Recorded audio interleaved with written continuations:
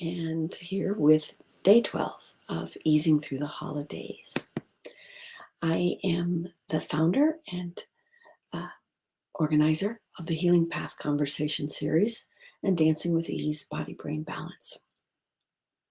People hire me to teach them to move out of pain and to step onto the path of healing. And the healing happens in all kinds of ways. And so these little talks are entryways to thinking differently about common things, especially the common things that happen during the holidays that kind of put us into a daze of frenzy, of activity, of family, travel, this, that, the other thing. And a lot of times, this energy is built up from ideas we have about how things are supposed to be. And these ideas come from everywhere. They can come from movies, books, other people we see. One time I was living in Illinois doing a short semester job, and I had rented a room. I was really lucky. The lady let me bring my dog and my cat to stay in her house. And I would walk every night with my dog around the neighborhood. It was really a suburban neighborhood. And I had gotten there from New York City and very different from where I had been living for the last 12 years. And sometimes I would walk through the neighborhood and people would have their windows open and you could see into the living rooms and see the TVs and the couches. And I would walk by thinking, wow, all these houses on this block have their windows open. All these houses have TVs. All these houses have people sitting in front of the TVs. And it wasn't what I'd like to do. I spent my time in studios, rehearsing, walking the dog, traveling. I just had a different set of things. But I also had been programmed that image that I walked by was normal and that what I was doing was not normal. And I kind of had a flash where I said, wait, maybe this is normal for me. What if this is normal for me? And can I just not worry about them and not worry about that I'm not doing that and have fun on my walk? And so I let go of an expectation that I was supposed to be different than I was. And New Year's Eve, New Year's Day, resolutions for the new year, a lot of this is about expectations for change. And change is, okay, let's just face it, change is going to happen.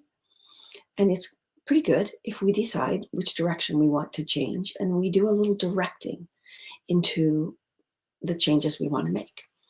But a change made from the place of deciding something is wrong with us is a change fraught with a lot of the other things we talked about. Self-criticism, not being present in the moment. Change for growth and learning. Cool. I'm all about that. Let's see, what could be, well, I could eat more healthily. Yeah. See, that's good. But a choice and a change to eat in a way that's more healthy is very different than a resolution to eliminate sugar from my diet, eliminate carbs from my diet. So a lot of times we make an expectation for something that's kind of extreme. And my friend Christina, she's great. She's doing parkour, which is a really heavy-duty physical activity. She's over 50.